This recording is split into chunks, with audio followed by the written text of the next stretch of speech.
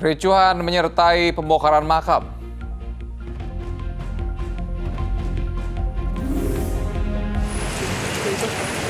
Prof, izin klarifikasi. Dugaan pelecehan seksual oknum rektor sebuah perguruan tinggi jalani pemeriksaan polisi. Allahu Akbar. Pergerakan tanah robohkan bangunan sekolah dan rusak rumah warga.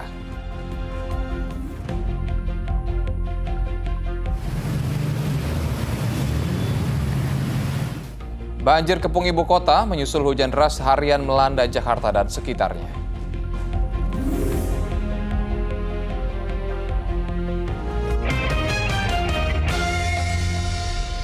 Halo, selamat pagi pemirsa. Anda menyaksikan Fokus Pagi bersama saya Asran Syadi di hari Jumat 1 Maret 2024. Dalam 1,5 jam ke depan kami akan hadir dengan rangkaian informasi dan peristiwa terbaru yang berhasil dihimpun tim redaksi kami hingga dini hari tadi. Inilah Fokus Pagi selengkapnya.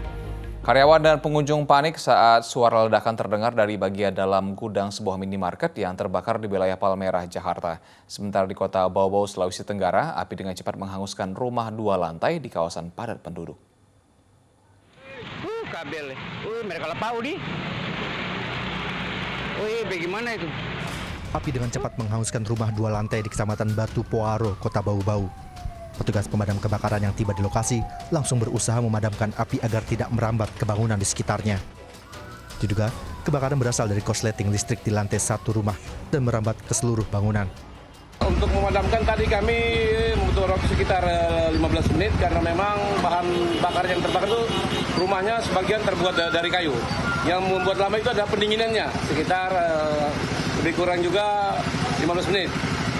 Jadi pendinginan ini dilakukan untuk mencegah jangan sampai api kembali menyala. 6 unit mobil pemadam kebakaran yang dikerahkan berhasil memadamkan api. Saat kebakaran, pemilik rumah masih tertidur. Beruntung bisa diselamatkan warga dan petugas. Tidak ada korban dalam kebakaran ini. Kepulan asap menyembul dari dalam minimarket yang terbakar di Jalan Brigjen Katamso, Palmerah, Jakarta Barat. Sejumlah karyawan dibantu warga berupaya menyelamatkan barang-barang dari dalam minimarket. Petugas pemadam kebakaran Sudin Jakarta Barat yang tiba di lokasi berupaya mencari titik api agar tidak terjadi perambatan ke permukiman warga. Kebakaran terjadi saat karyawan tengah melayani pembeli di bagian kasir. Tiba-tiba muncul asap disertai ledakan dari bagian gudang yang ada di belakang toko. Karyawan dan pengunjung minimarket pun panik dan langsung menyelamatkan diri.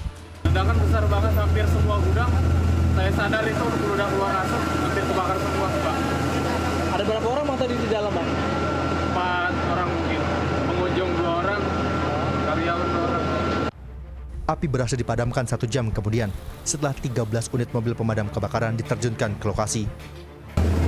Karena kondisi asap tebal, kendalanya susah masuk. Akhirnya kita menggunakan BA, baru anggota masuk. Alhamdulillah, untuk jam 7.18.45 sudah bisa untuk dilakukan. Tidak ada korban dalam kebakaran ini. Peristiwa ini tengah diselidiki kepolisian sektor Palmerah. Sementara di kota Pematang Siantar, Sumatera Utara, api juga menghanguskan 5 rumah kontrakan dan sebuah sepeda motor. Kencangnya angin dan cuaca panas sempat membuat petugas kesulitan memadamkan api. Diduga, kebakaran berasal dari korsleting listrik. Tidak ada korban dalam kebakaran ini. Petugas memasang garis polisi di lokasi kebakaran guna melakukan penyelidikan terkait penyebab pasti kebakaran. Tim Liputan melaporkan. Curah hujan yang tinggi pada Kamis kemarin membuat 52 wilayah di Jakarta terendam banjir. Untuk mengurangi potensi banjir di daerah hilir di tengah intensitas hujan yang tinggi, Pemprov DKI Jakarta berencana membangun stasiun pompa baru.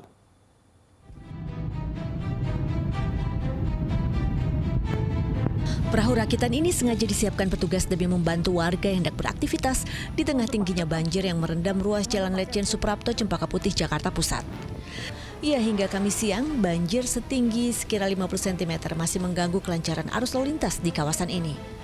Pihak Kelurahan Cempaka Putih Timur menyiagakan 3 rumah pompa untuk mengatasi banjir yang terjadi sejak jam 6 Kamis pagi akibat luapan kali utan kayu usai diguyur hujan deras.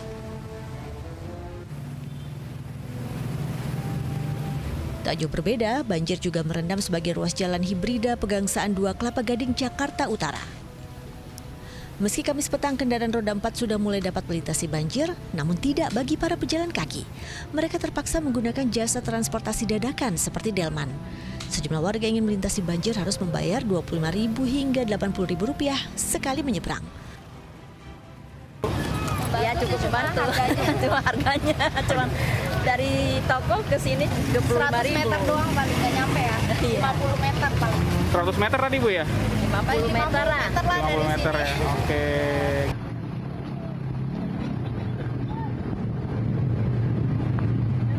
Banjir yang melanda sejumlah ruas di kawasan Kelapa Gading ini membuat para pengendara harus berhati-hati dalam mengemudi. Untuk mengurangi ketinggian air, petugas Sudin SDA Jakarta Utara pun melakukan penyedotan.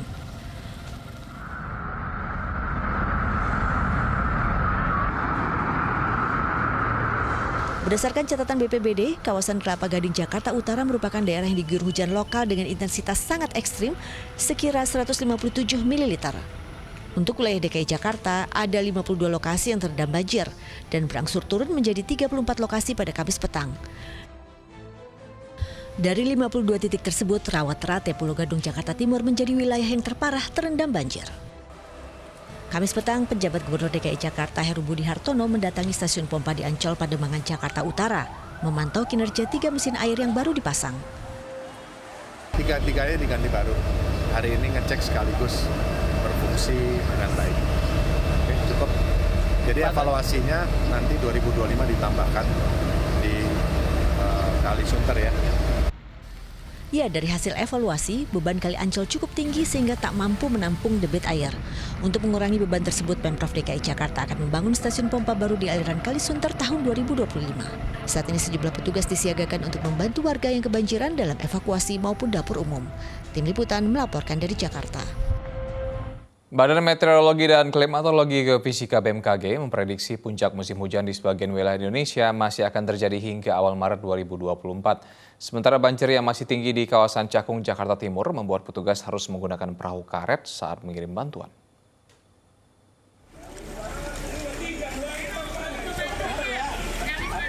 Pengiriman bantuan untuk warga terdampak banjir di Kecamatan Cakung, Jakarta Timur yang dilakukan oleh Sudin Sosial Pemkot Jakarta Timur, petugas BPBD serta perangkat Kelurahan Rawat-Rate dilakukan menggunakan perahu karet karena genangan air yang masih tinggi. Selain makanan dan minuman, petugas juga telah menyiapkan tenda pengungsian apabila ada warga yang ingin mengungsi. Meski banjir telah masuk ke dalam rumah, sebagian warga memilih bertahan di kediamannya.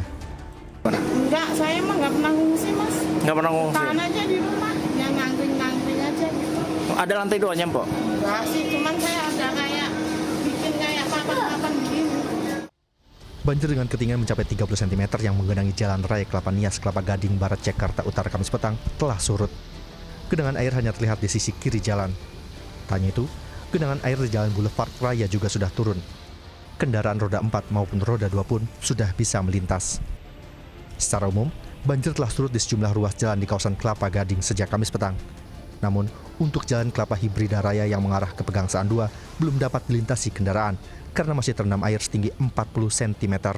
Dari titik-titik yang mengalami genangan sudah bisa dilalui karena sudah surut, termasuk yang di wilayah utara depan Kodim, Gaya Motor dan sebagainya.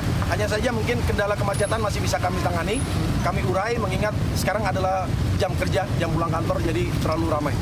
Untuk mengarah Pegangsaan kami melakukan kontraflow karena di sisi kanannya sudah mulai kering dan sudah bisa dilintasi. Hingga Jumat dini hari, ratusan rumah di Kampung Rawa Indah Pegangsaan 2 Kelapa Gading Jakarta Utara masih terendam banjir hingga ketinggian mencapai 30 cm. Akibatnya, kendaraan milik warga tak bisa melintas. Selain disebabkan oleh hujan dengan intensitas tinggi sejak Kamis, banjir juga disebabkan oleh meluapnya air Kali Rawa Indah, serta buruknya drainase di sekitar permukiman.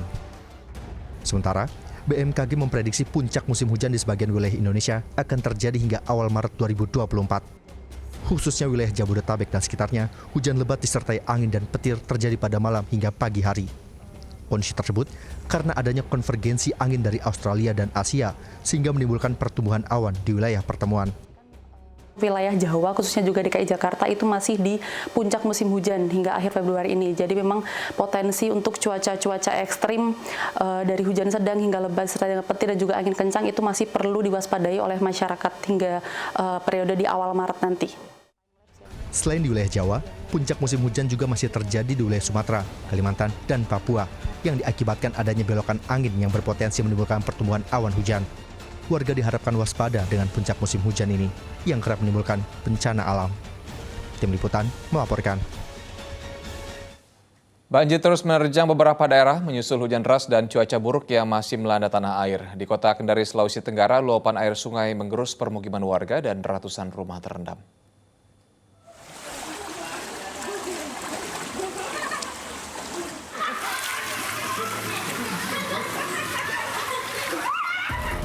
Banjir setinggi 1 meter yang merendam ratusan rumah warga di Kelurahan Kampung Salo, Kota Kendari, Sulawesi Tenggara memaksa warga berjibaku untuk menyelamatkan sejumlah barang berharga mereka.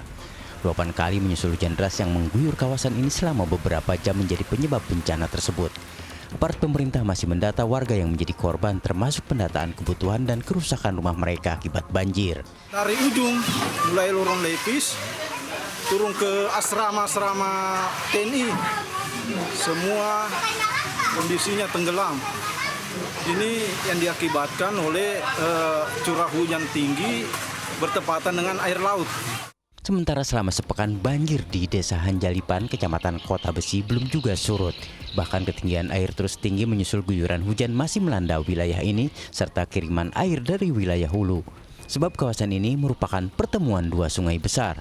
Pemerintah Kota Waringin Timur pun mulai menyalurkan bantuan kepada warga yang terdampak banjir. BMKG itu berdasarkan atau per 10 hari itu ke depan itu akan hujan petir, berarti masih berpotensi hujan potensi yang tinggi maksudnya.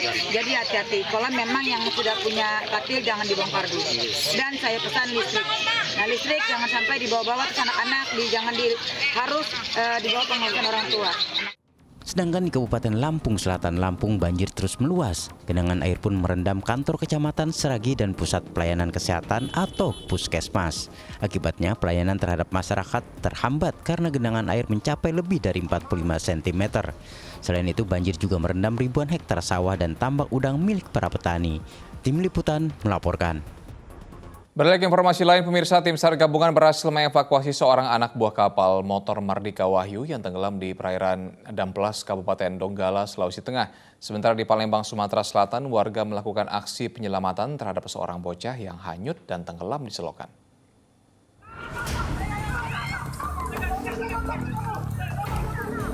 Warga yang panik berusaha menyelamatkan seorang bocah berumur 3 tahun yang jatuh dan hanyut di sebuah selokan yang berada di Jalan Lintas Sumatera, Kecamatan Alang-Alang Lebar, Kota Palembang, Sumatera Selatan.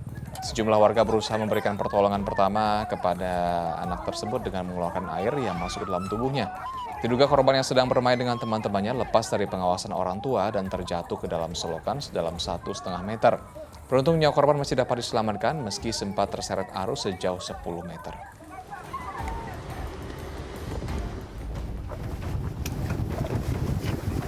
Di Kabupaten Donggala, Sulawesi Tengah, tim SAR berhasil menemukan seorang anak buah kapal motor Wahyu yang dikabarkan mengalami kebocoran mesin dan tenggelam di perairan Damplas, Kecamatan Sirenja pada 26 Februari 2024 lalu. Pria berusia 31 tahun itu merupakan warga desa Labuan Bajo, ditemukan oleh nelayan dalam kondisi terluka akibat terbentur di batu karang saat terombang ambing di lautan. Pria tersebut kemudian dievakuasi tim SAR menuju puskesmas terdekat untuk mendapatkan pertolongan.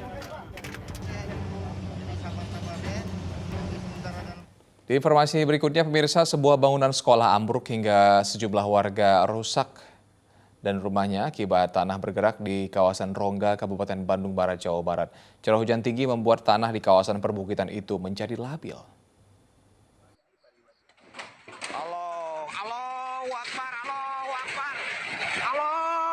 Seorang warga sempat merekam detik-detik ambruknya bangunan sekolah dasar negeri SDN Babakan Talang di Desa Cibeduk, Kecamatan Rongga, Kabupaten Bandung Barat, Jawa Barat.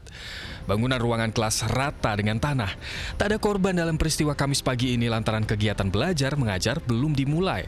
Namun aktivitas sekolah harus dialihkan ke tempat lain. Belajar siswa ditempatkan di MTS Al-Ikhlas Cibeduk. Alhamdulillah sudah terfasilitasi, cuman untuk dokumen sekolah, aset sekolah itu masih ada di sini, ada di 3 ruang di sini. Belum terselamatkan sama sekali? Dari hasil investigasi sementara BPBD Bandung Barat, peristiwa ini akibat tingginya curah hujan mengguyur kawasan perbukitan tersebut yang membuat kondisi tanah labil. Selain itu, pergeseran tanah membuat jalan amblas hingga tak bisa dilalui kendaraan. Sebanyak 6 rumah warga juga terdampak kerusakan. Pak Camat sudah menyiapkan dengan kepala desa untuk relokasi di Islamic Center. Jadi supaya masalah kesehatan, masalah kalau ada nanti bantuan, cepat terdistribusi dengan baik. Tanah yang labil kini mengancam 44 rumah di permukiman itu. Warga diimbau untuk selalu waspada lantaran curah hujan masih tinggi. Muhammad Abbas melaporkan dari Kabupaten Bandung Barat, Jawa Barat. Pergerakan tanah terjadi di permukiman penduduk di wilayah Sumedang, Jawa Barat. Akibatnya 4 rumah warga mengalami rusak berat. 4 rumah warga di Dusun Babakan, Cikamuning, Sumedang rusak berat setelah pergerakan tanah terjadi di wilayah ini. Para penghuninya pun harus meninggalkan rumah mereka ke tempat yang lebih aman. Ya rusak semua. 2 rumah ya, kalau di sini yang di bawah 2. Bawah 2. Ya sekarang tinggalnya di rumah saudara aja gitu. Dikarenakannya nggak memungkinkan gitu untuk tinggal di rumah. Tanya itu, pergerakan tanah juga mengakibatkan permukiman warga ambles hingga kedalaman lebih dari 1 meter. Pergerakan tanah terjadi sejak 2 pekan terakhir dan paling parah terjadi pada Selasa malam. Penghuni rumah mendengar suara retakan pada dinding bangunan jika wilayah tersebut diguyur hujan. Akibat pergerakan tanah tersebut, ada retakan pada permukiman tanah yang memanjang hingga 1 km. BPBD juga mencatat sedikitnya 4 rumah rusak berat dan 3 lainnya terancam. Namun, pergerakan tanah hingga kini masih terus terjadi dan berpotensi mengancam belasan rumah di 1 RT. Ya, himbauan kepada masyarakat yang di sekitar situ bukan hanya kepada rumah yang terdampak 7 itu saja, tetapi warga masyarakat di sekitar itu agar berhati-hati. Karena tidak menutup kemungkinan kalau itu bergeser, karena di sebelah bawahnya itu adalah tebing, jadi otomatis masyarakat akan terancam. Pergerakan tanah tersebut telah dilaporkan ke Pusat Vulkanologi dan Mitigasi Bencana Geologi atau PVMBG agar dilakukan kajian. Agun Gunawan melaporkan dari Sumedang, Jawa Barat. Satpol PP Kabupaten Bogor, Jawa Barat menggelar operasi penyakit masyarakat di lokasi prostitusi berkedok tempat kontrakan di wilayah Cibinong. Hasil razia petugas menjaring 18 orang, diduga PSK dan 6 lelaki hidung belang.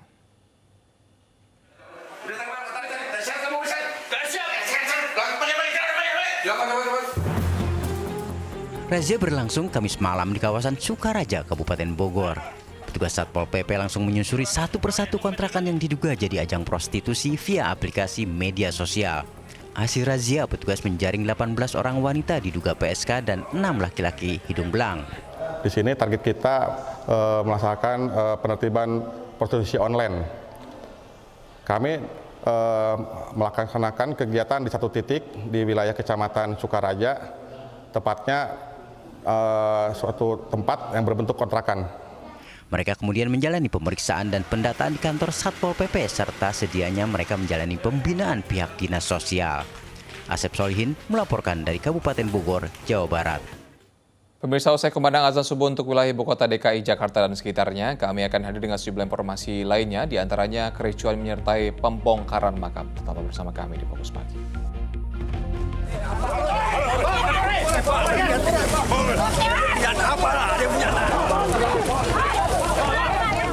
Kalau bisa di luar aja nggak apa-apa. Kan tempat yang dingin aja, kan tempat yang dingin. Nggak apa-apa. Anda kembali Fokus Pagi bersama saya Asrar Syadi. Selamat menunaikan ibadah sholat subuh untuk wilayah ibu kota DKI Jakarta dan sekitarnya. Pemirsa, pembongkaran makam di Padang Pariaman, Sumatera Barat diwarnai kericuan pada hari Kamis. Keluarga pemilik makam menolak pembongkaran karena menilai lahan tersebut belum mendapat ganti rugi.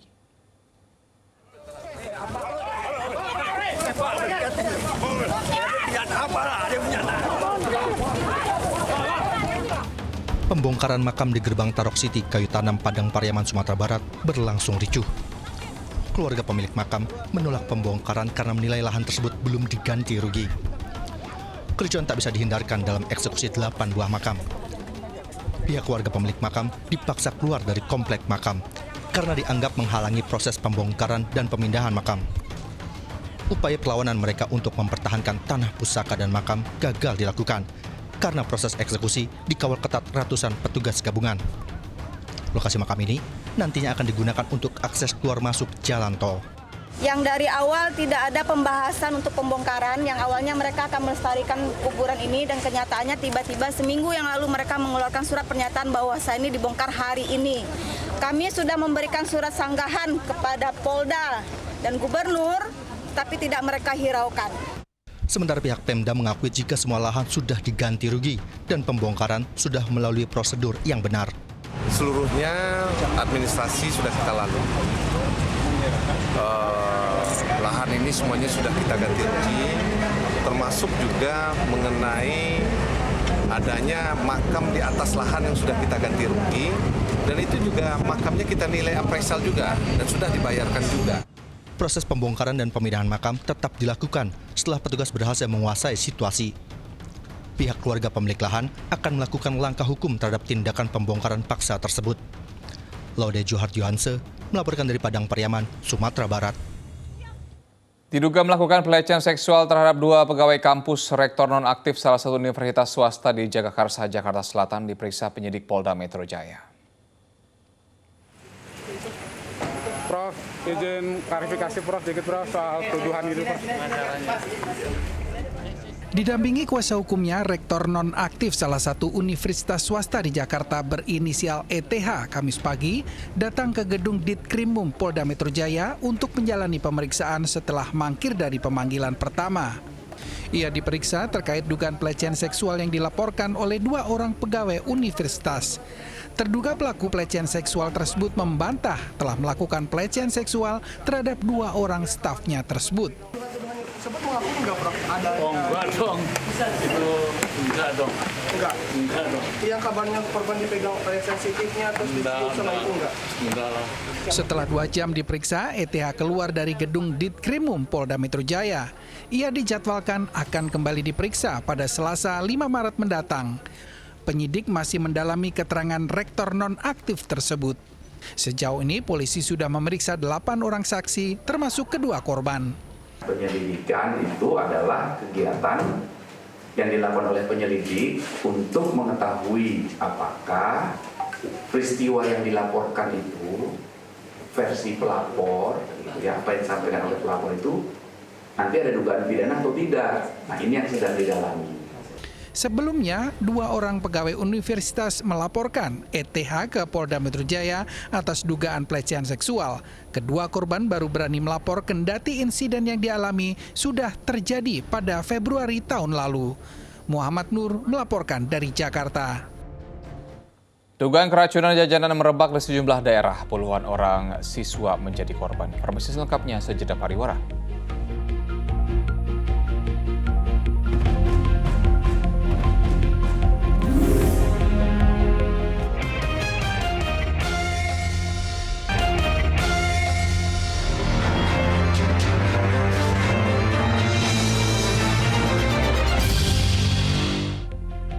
Kasus dugaan keracunan makanan menimpa sejumlah siswa sekolah di berbagai wilayah. Mereka mengalami mual, pusing hingga demam, diduga setelah menyantap jajanan stik kenyal yang sedang viral.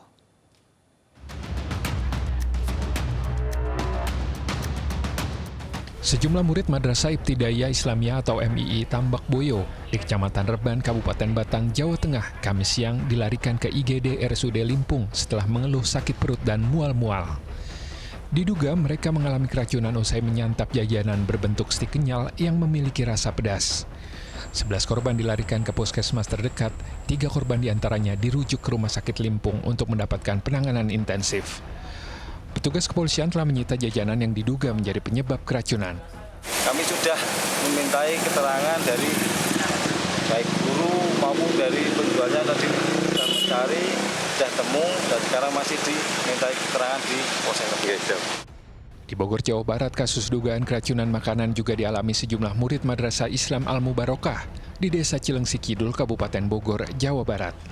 3 murid mengeluh sakit perut, pusing, mual hingga muntah. Diduga usai menyantap jajanan stik kenyal yang sedang viral. Pihak puskesmas telah mengambil sampel jajanan untuk diuji laboratorium. Lagi-lagi, jajanan stik kenyal diduga membuat keracunan 20 siswa SD Negeri 1 Langansari dan SD Negeri 2 Batu Lawang di Kota Banjar, Jawa Barat. Seluruh korban menderita mual, muntah, pusing setelah mengkonsumsi jajanan stik kenyal dengan rasa pedas yang dijual seharga Rp2.000 itu. Dinas Kesehatan setempat telah menyita jajanan tersebut dan akan memeriksakannya ke laboratorium Labkesda Bandung. Tim Liputan melaporkan. Polisi saat diduga hendak tawuran pada hari Kamis. Isak tangis pun pecah saat pihak keluarga menjemput dan mendapati anak mereka terlibat tawuran.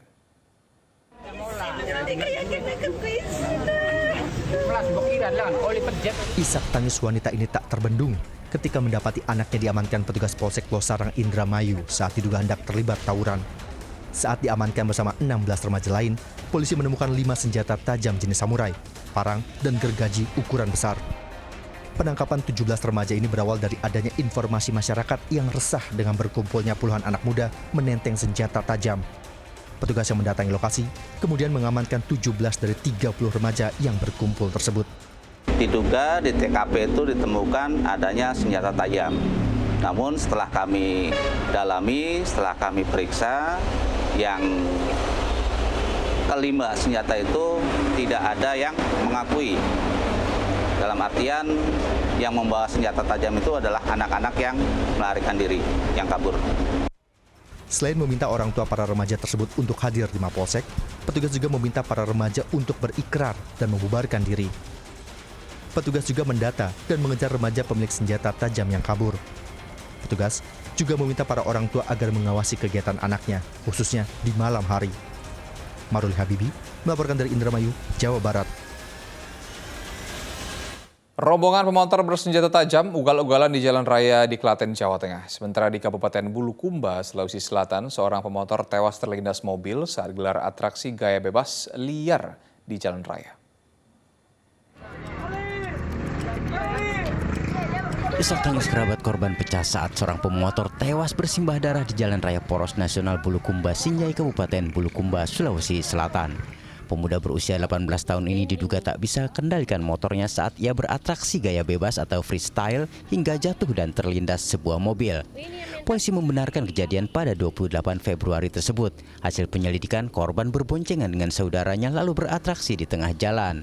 Dengan adanya kegiatan anak muda, yaitu kegiatan kecepatan dengan gaya freestyle, di mana tidak bisa menguasai laju kendaraannya dan mengakibatkan mereka terjatuh. Sementara di Klaten, Jawa Tengah, rombongan pemotor bersenjata tajam ugal-ugalan di jalan raya. Tampak dalam rekaman video amatir warga, mereka berboncengan dengan 6 motor melaju dari arah Klaten menuju Yogyakarta. Hingga kini polisi masih memburu rombongan tersebut. Andi Muhammad Sardi dan Krisna Agung melaporkan dari Bulukumba, Sulawesi Selatan dan Klaten, Jawa Tengah. Kasus pembacokan sadis berujung tewasnya seorang pengunjung hotel di Kota Semarang, Jawa Tengah akhirnya terungkap. Polisi tangkap dan lumpuhkan 2 orang tersangka dengan timah panas lantaran keduanya melawan petugas. Penganiayaan berujung tewasnya seorang pemuda yang juga tamu hotel di kawasan Jalan Kartini, Kota Semarang terekam kamera pengawas atau CCTV. Dalam kejadian pekan lalu itu, korban Ilham meninggal dunia akibat sabetan senjata tajam dan terkapar di jalanan. 2 orang berboncengan sepeda motor kemudian kabur usai menghabisi nyawa korban. Selang 5 hari penyelidikan dan pengajaran, polisi kemudian meringkus dan melumpuhkan 2 orang tersangkanya dengan timah panas. Mereka berupaya melawan petugas saat ditangkap di Kabupaten Demak. Pertengkaran dengan korban di tempat hiburan dan tersangka tidak terima, korban memukul wajahnya melatar belakangi pembunuhan tersebut.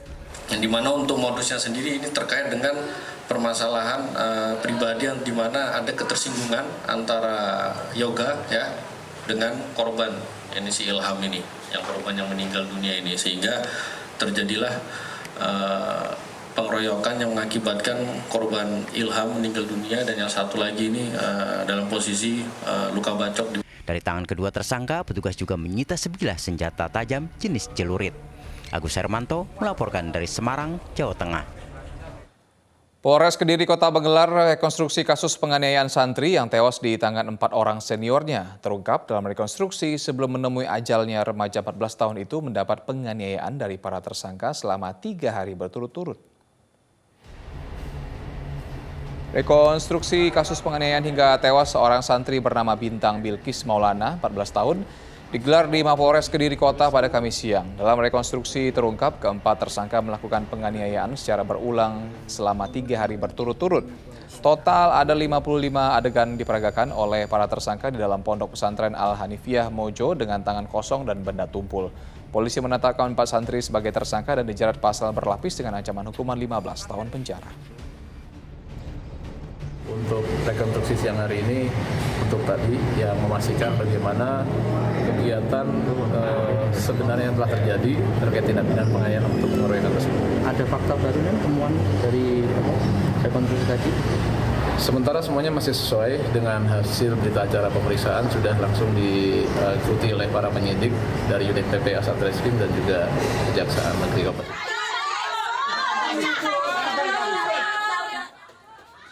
Satu pekan lalu, Bintang dipulang dari pondok pesantren ke rumahnya dalam keadaan sudah terbujur kaku. Pihak Ponpes mengabarkan bahwa korban jatuh terpeleset dari kamar mandi. Namun keluarga yang melihat jasadnya penuh luka berlumuran darah. Korban rupanya meninggal dunia akibat dianiaya 4 seniornya yang rata-rata berusia 17 dan 18 tahun. Belakangan diketahui dari 4 orang tersangka, seorang diantaranya adalah sepupu korban. Terduga pelaku penembakan di sebuah kantor biro perjalanan di kawasan Jatinegara, Jakarta Timur resmi jadi tersangka. Diduga aksi penembakan dipicu perselisihan antara tersangka dengan korban yang tak lain adalah rekan bisnisnya.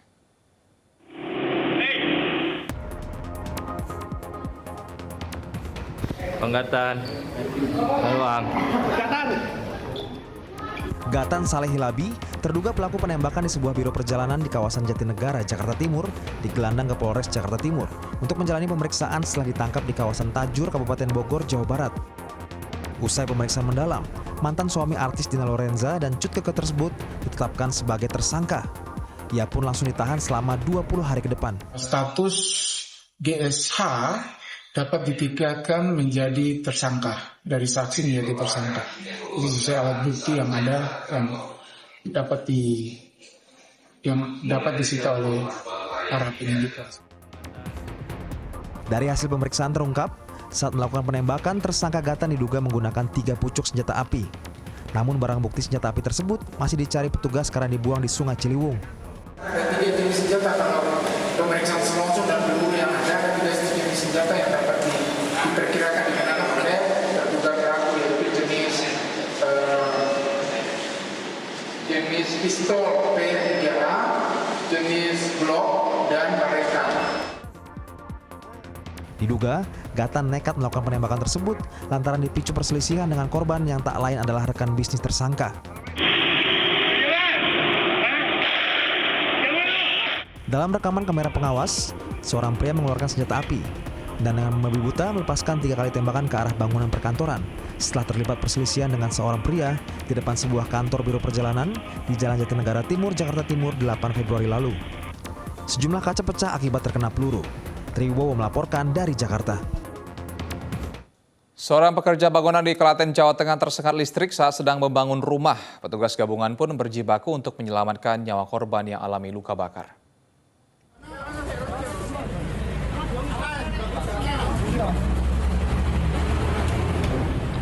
Petugas gabungan bersama tim medis berupaya menyelamatkan Suroto, salah seorang pekerja bangunan yang tersengat listrik dari atas bangunan rumah berlantai 2 di kawasan Meger Ceper, Klaten, Jawa Tengah. Korban terkulai lemah lantaran luka bakar yang mendera tubuhnya akibat sengatan listrik. Kejadian berawal ketika korban sedang membuat teras bagian atas rumah. Saat korban hendak berdiri, badan korban ternyata mengenai kabel listrik dan sempat terpental. Mengerjakan teras bagian tingkat 1, ya. Mungkin beliau itu berdiri ya, mungkin ya. Baru berdiri nggak sadar karena sengatan listrik. Karena harusnya tadi 2000 berapa, 20 berapa watt langsung terpental beliau. Dan kondisi masih hidup. Kondisi masih hidup. Kini korban menjalani perawatan di Rumah Sakit Islam Klaten menyusul luka bakarnya yang mencapai 70%. Krisna Agung melaporkan dari Kabupaten Klaten, Jawa Tengah. Sesosok mayat pria ditemukan tergeletak di tengah persawahan di Kabupaten Majalengka, Jawa Barat. Sementara di Jombang, Jawa Timur, seorang wanita ditemukan dalam sumur dalam kondisi tak bernyawa. oksigennya gak temen-temen. Diduga terpleset, seorang wanita berusia 65 tahun, warga Krembangan, Kecamatan Gudo, Kabupaten Jombang, Jawa Timur, ditemukan tewas dalam sumur di kedalaman 4 meter Kamis sore. Petugas BPBD Kabupaten Jombang melakukan evakuasi dengan menggunakan alat katrol dari atas bibir sumur yang berada di bagian belakang rumah korban. Meski sempat kesulitan, petugas akhirnya bisa mengevakuasi jasad korban yang kemudian dibawa ke rumah duka. Untuk proses evakuasi tadi berjalan lumayan agak sulit karena medannya cukup berat. Satu, dengan kedalaman sumur kira-kira 4 meter, terus untuk bibir dan sumur 70 cm dan lebar sumur cuma 50 cm. Sesosok mayat pria ditemukan tergeletak di tengah persawahan di Desa Sinarjati, Kecamatan Dauan, Majalengka, Jawa Barat, Kamis siang.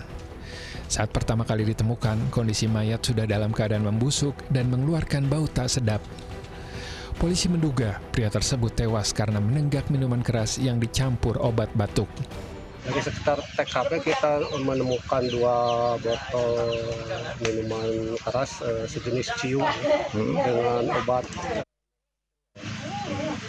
Artinya korban meninggal karena minuman sama obat? Sementara kita duga korban sebelumnya minum minuman keras dulu, kemudian karena itu tadi berdasarkan hasil temuan kita di TKP. Jasad pria tersebut kemudian diserahkan warga ke keluarganya. Tim Liputan melaporkan. Sebuah gudang penjual pakan dan aksesoris hewan peliharaan di Tulungagung, Jawa Timur ludes terbakar pada Kamis malam. Tak ada korban jiwa dalam peristiwa ini, namun kerugian ditaksir mencapai 3 miliar rupiah. Untuk nama nih Pak, dangorine loro apa telu ngono.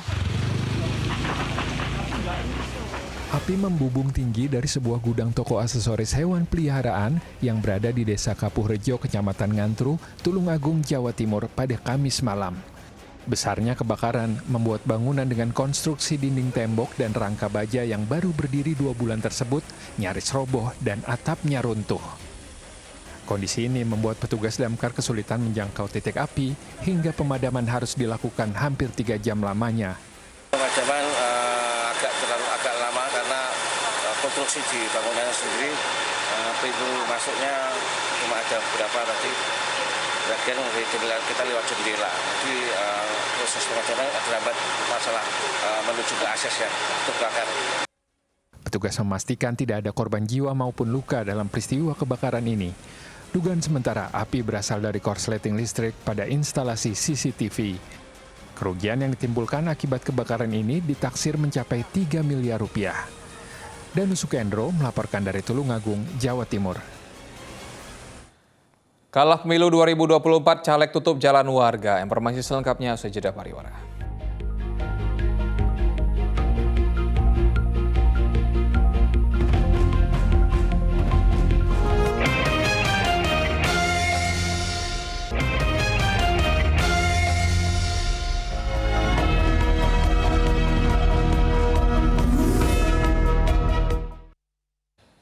Kesal lantaran tak mendapat suara maksimal, seorang caleg diduga menutup akses jalan permukiman warga di Desa Nembol, Kabupaten Pandeglang. Sementara di Garut, seorang caleg yang kalah dalam pemilu 2024 menutup akses jalan lingkungan dengan cara ditembok.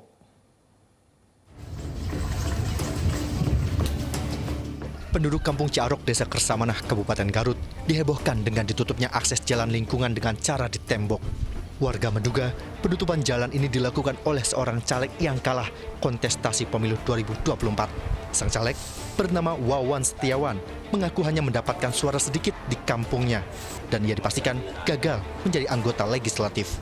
Sebagai bentuk protes, Wawan lantas menutup jalan selebar 3 meter dengan cara ditembok sehingga warga tak bisa melintas. Ia merasa tak mendapat dukungan warga saat pemilu. Sebetulnya deal saya ini jujurnya. Nah gitu dealnya itu ya ini gitu Pak ya gitu.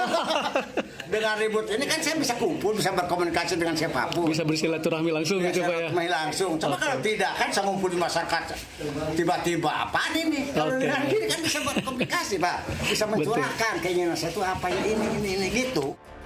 Mendengar keresahan warga, Wawan pun mengaku penutupan jalan yang berada di atas tanah milik keluarganya ini hanya bersifat sementara dan dalam waktu dekat akan kembali dibuka. Pembongkaran akses jalan poros desa. Hal serupa juga terjadi di Pandeglang, Banten. Jalan umum di Kampung Sandahyang, Desa Nembol, Kecamatan Mandalawangi ditutupi tumpukan batu. Muspika Kecamatan yang mengetahui informasi tersebut langsung membongkarnya bersama warga. Tumpukan batu besar yang sempat memutus jalan diduga ulah dari seorang caleg yang kecewa karena suara pemilih tak sesuai harapan.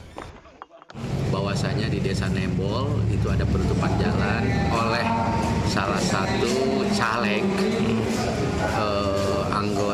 calon anggota Dewan DPRD yang kecewa terhadap masyarakat di jalan itu dikarenakan suaranya tidak tercapai target. Camat Mandalawangi menegaskan bahwa jika terjadi penutupan jalan lagi, maka pihaknya akan menempuh jalur hukum. Tim Liputan melaporkan.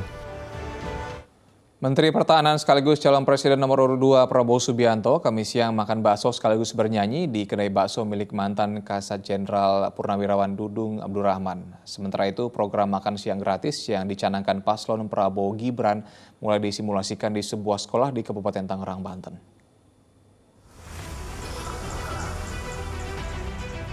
Program makan siang gratis yang menjadi program andalan paslon nomor urut 2 Kamis kemarin mulai disimulasikan.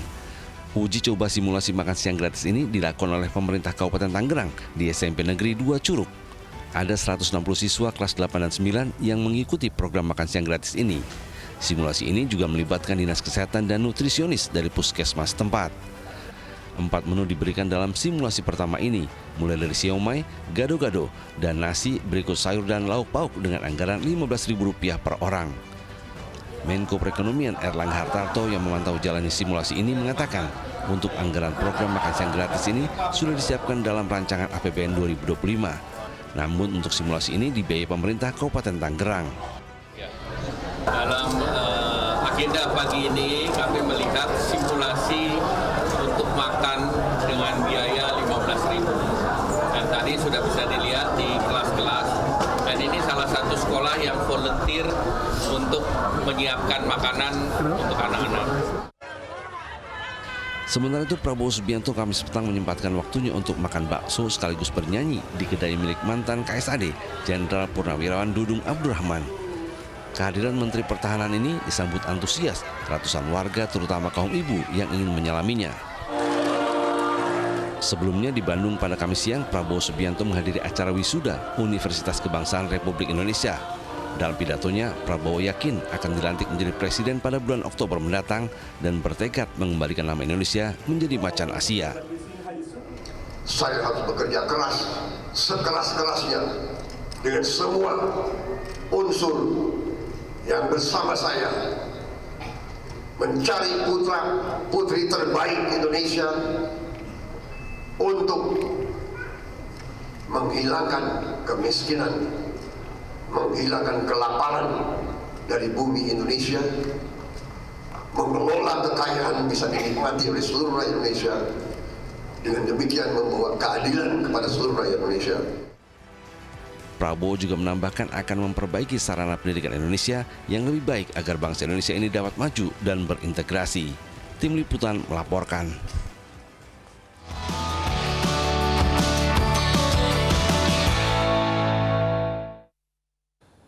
Menteri Perdagangan Zulkifli Hasan membantah adanya spekulan yang memanfaatkan kenaikan harga beras. Sementara di Magetan, Jawa Timur, suasana nyaris ricuh karena tingginya minat warga mendapatkan beras dengan harga murah.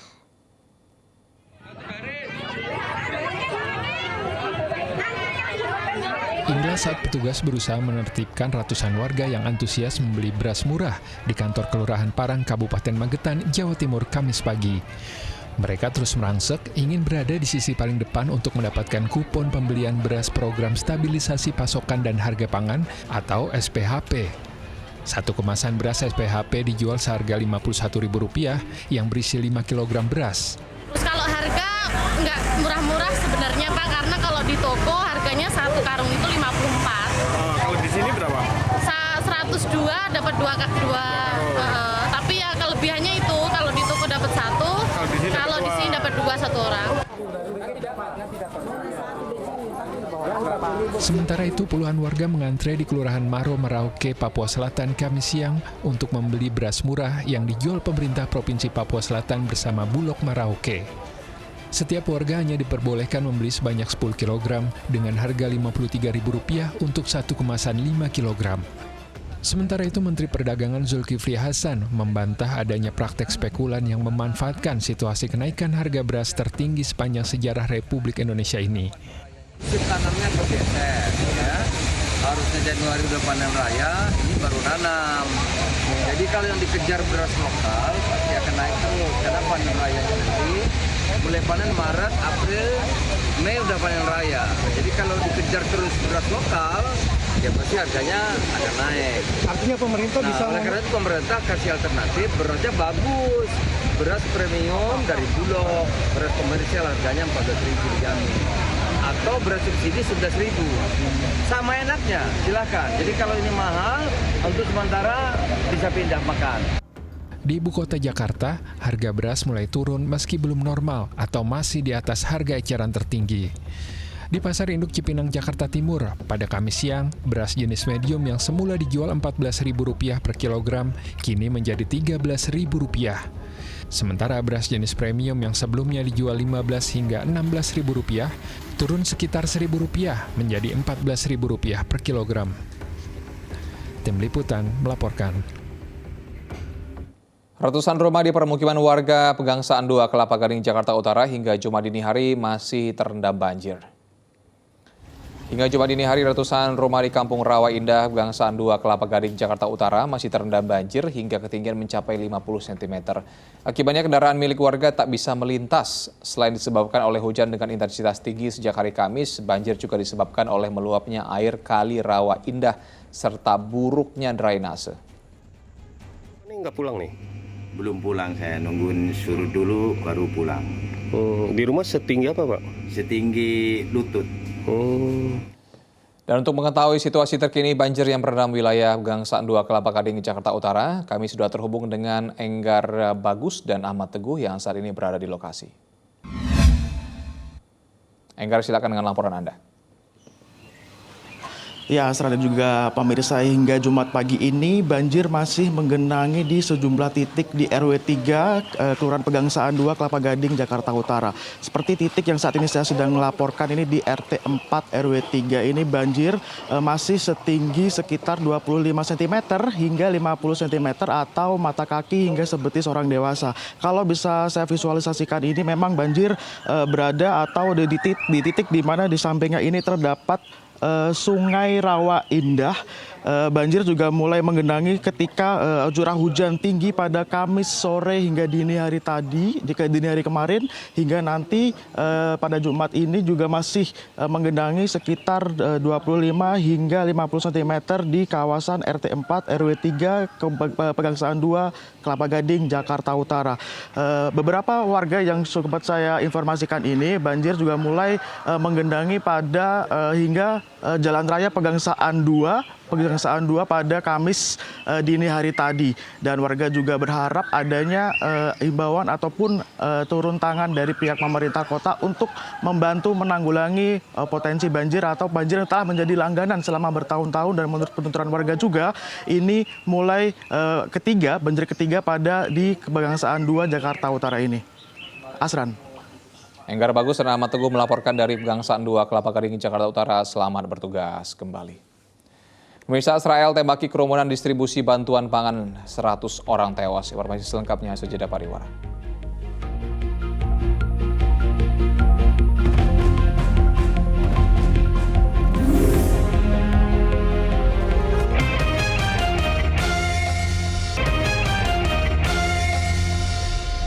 Anda kembali Fokus Pagi bersama saya Asran Syadi. 4 bayi di Kabupaten Rembang, Jawa Tengah lahir tepat pada 29 Februari. Selengkapnya dalam kilas peristiwa berikut ini.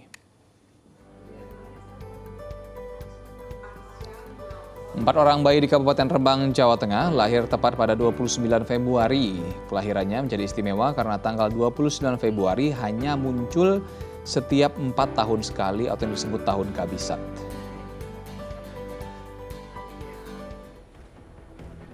Polisi gelar reka ulang pembunuhan sadis dengan korban Abdul Jalal berusia 71 tahun. Korban tewas akibat dikeroyok 3 tersangka dan jasadnya mereka kubur di kebun jati di Jember, Jawa Timur.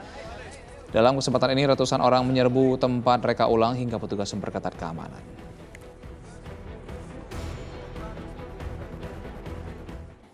Kita ke mancanegara, pemirsa, sedikitnya 100 orang tewas dan 700 lainnya terluka ketika militer Zionis Israel menembaki kerumunan warga yang sedang mengambil bantuan pangan.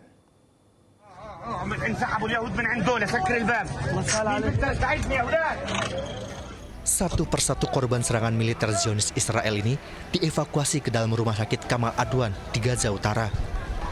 Kementerian Kesehatan Palestina menyebut sedikitnya 100 orang tewas dan 700 lainnya terluka dalam insiden penyerangan yang terjadi Kamis siang.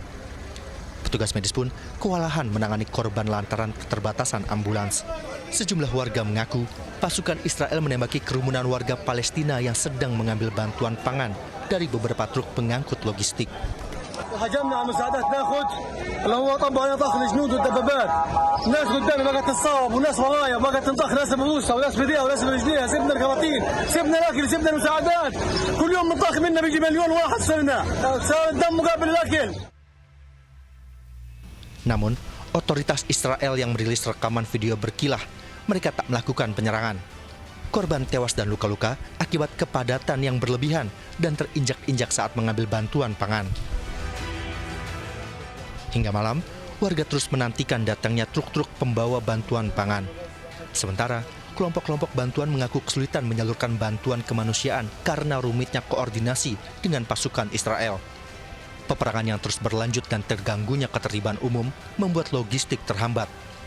Badan Pangan PBB menyebutkan lebih dari 500.000 orang dari 2,3 juta penduduk Palestina saat ini terancam kelaparan.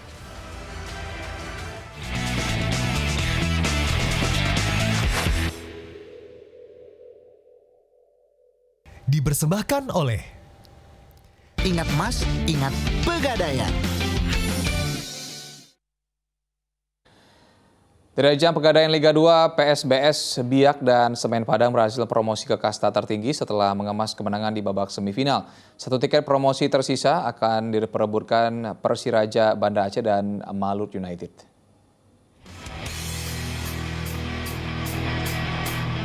PSBS Biak mencetak sejarah dengan lolos ke kasta tertinggi Liga Indonesia sejak tim itu berdiri pada 1968. Kepastian ini didapat setelah tim Badai Pasifik menumbangkan Persiraja Banda Aceh pada leg kedua semifinal Pegadaian Liga 2 di Stadion Cendrawasih Biak Numfor Kamis sore.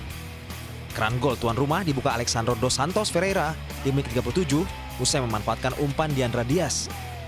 Penyerang veteran Beto Goncalves menambah keunggulan PSBS di babak kedua, tepatnya menit 47 dan menit 51. Alexandro memperbesar kemenangan tuan rumah di menit 65. Skor 4-0 membawa PSBS promosi sekaligus lolos ke final Pegadaian Liga 2. Di partai puncak, Fabiano Beltrame dan kolega akan berhadapan dengan Semen Padang yang menaklukkan Malut United dengan skor tipis 1-0. Gol kemenangan tim Kabosira tercipta di menit 22 lewat tandukan Ahmad Ihwan. Selepas gol, berkali-kali Malut United mengancam untuk mengincar gol penyama. Namun hingga waktu normal berakhir, Laskar Kieraha gagal mencetak gol. Kemenangan membawa Semen Padang kembali ke kasta tertinggi setelah terakhir kali berlaga pada tahun 2019 lalu. Sementara itu, Malut United dan Persiraja Banda Aceh akan bertarung di perebutan tempat ketiga untuk memperebutkan 1 tiket tersisa ke kasta tertinggi.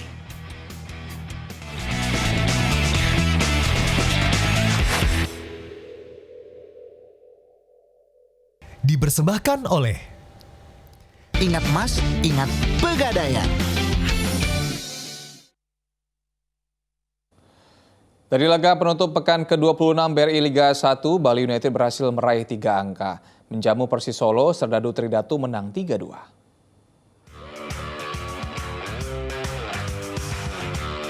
Bali United yang belum menang dalam 4 laga memiliki 3 angka saat menjamu Persis Solo di Stadion Kapten Iwayan Dipta, Gianyar, Bali pada Kamis petang. Tampil ofensif sejak awal, Bali United membuka keunggulan melalui gol Gede Sunu pada menit 22, memanfaatkan kemelut di depan gawang Persis Solo. Pada menit ke-40, giliran Mada Andika Wijaya yang menjebol gawang tim tamu setelah memanfaatkan kesalahan winger Persis Moussa Sidibe. Skor 2-0 menutup interval pertama. Usai turun minum, tepatnya menit ke-48, CDB menembus kesalahannya dengan sebuah gol. Winger Bali United Muhammad Rahmat kembali membuat Bali United menjauh berkat gol yang ia cetak pada menit 81. Di masa tambahan waktu, Laskar Sambar Nyawa sekali lagi menjebol gawang tuan rumah melalui gol Ramadan Sananta. Menang 3-2, Bali United naik ke posisi ketiga dengan poin 45 di klasemen sementara.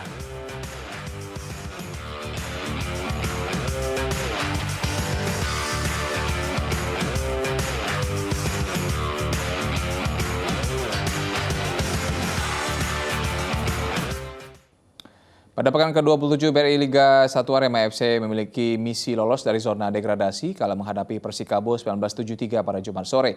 Sementara Persikabo 1973 tak ingin mengulangi kesalahan dalam 2 pertandingan terakhirnya. Pekan ke-27 BRI Liga 1 akan menghadirkan laga antara Persikabo 1973 kontra Arema FC di Stadion Sultan Agung Kabupaten Bantul, Yogyakarta, Jumat sore.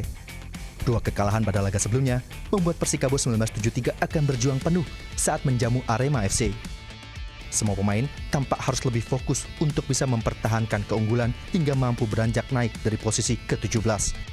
Walaupun pemain andalan Pedro belum bisa dimainkan, namun pelatih Aji Santosa telah menyiapkan penggantinya. Bagi Aji, pertandingan melawan Arema FC ini harus bisa mencuri poin agar Persikabo 1973 mampu lolos dari zona degradasi. Lolos dari zona degradasi juga menjadi misi Arema FC kala bertandang ke Stadion Sultan Agung Kabupaten Bantul pada laga ke-27 BRI Liga 1 kontra Persikabo 1973. Tim Singoedan tak akan menganggap enteng Persikabo meski tengah dalam tren positif karena mampu meraih kemenangan pada 2 laga terakhirnya. Pelatih Arema, Widodo Cahyo Putra berharap para pemain kompak sehingga mampu mencetak peluang gol dan bisa meraih poin penuh. Gandung Jatmika, melaporkan dari Kabupaten Bantul, Yogyakarta. Double Big Match BRI Liga 1 2023-2024 persaingan semakin menegangkan, hanya 4 klub teratas akan lolos ke Championship Series. Saksikan BRI Liga 1 2023-2024 hari ini, Persikabo 1973 versus Arema FC pukul 14.30 waktu Indonesia Barat. Dilanjutkan Bayangkara Presisi Indonesia FC versus Madura United FC pukul 18.30 waktu Indonesia Barat, live eksklusif di Indosiar dan video. Pemirsa, video akan meluncurkan lebih dari 15 judul tayangan serial Indonesia yang akan tayang di tahun 2024. Sederet artis papan atas, sutradara hingga produser ternama siap menyajikan tayangan menarik untuk pengguna setiap video. Sukses meraih jumlah pelanggan terbanyak dan satu-satunya platform yang berhasil menembus lebih dari 4 juta pelanggan berbayar, Video berhasil memimpin pasar OTT streaming di tanah air, mengalahkan sejumlah pemain global. Untuk memuaskan pelanggan setianya, Video akan merilis lebih dari 15 judul original series yang sedang dan akan diluncurkan pada tahun 2024 ini. Di bawah tema Rumah Cerita Bertabur Bintang, sejumlah seri mulai dari Ratu Adil, Zona Merah, Suami-suami masa kini, The Perfect Stranger, Ular Tangga Darah, Santri Pilihan Bunda, dan Open BO lagi akan menghibur pelanggan setia Video. Dalam 2 tahun terakhir ini aja kita sudah merilis 51 judul, 408 episode. Nah, terbukti bahwa ini mendominasi dari pertaruhan semua premium series yang ada di Indonesia. Nah, kita mencanangkan 2024 ini dengan judul-judul baru. Hari ini kita luncurkan 7 judul diantaranya. Salah satunya adalah Ratu Adil, Dian Sastro, Mas Timo Cayanto yang memang kita rilis pada hari ini. Sejumlah aktor dan aktris serta sineas terbaik Indonesia berkolaborasi untuk menyajikan konten lokal berkualitas untuk pelanggan setia Video. Salah satu serial yang dinantikan dan tayang perdana pada 29 Februari 2024 adalah Ratu Adil. Serial drama kriminal ini akan diperankan oleh aktris kenamaan Dian Sastrowardoyo. Kayaknya teman-teman harus menonton Ratu Adil karena Ratu Adil itu jarang banget ada ditawarkan di dalam industri perfilman Indonesia. Ini adalah cerita crime series yang diceritakan lewat sudut pandang perempuan, yaitu ibu rumah tangga. Yang nantinya kita bisa melihat bahwa dia bisa mengambil alih kekuasaan di bisnis 9 naga tersebut. Jadi ini adalah cerita yang sangat keren. Kayaknya pasti akan disukai oleh mungkin penonton yang cowok-cowok yang suka crime series, tapi juga bisa dimengerti dan diikuti oleh penonton yang cewek-cewek juga. Saksikan serial konten asli Indonesia terbaik hanya di Video. Tim Liputan melaporkan. Dan pemirsa, laporan tadi menutup kebersamaan kita di Fokus Pagi hari ini. Usai Fokus Pagi, jangan lewatkan untuk menyaksikan program Magic 5. Mewakili tim redaksi yang bertugas, saya Astra Syedi pamit. Selamat bertugas dan sampai jumpa.